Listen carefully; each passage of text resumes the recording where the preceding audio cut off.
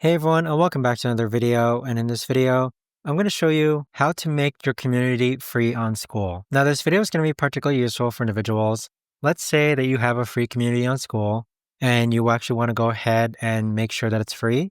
How do you actually go ahead about doing so? Now, this video is going to be short, sweet, and simple, guys. There's not going to be a lot of steps involved.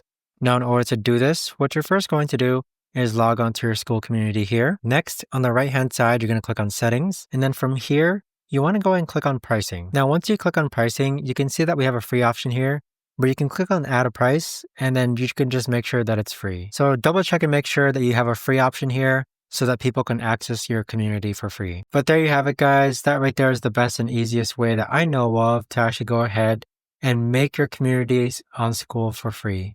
If you guys know of a better or easier way to actually do this, let me know in the comments down below. I would love to know. Thanks so much for watching, everyone, and I'll see you guys all in the next video.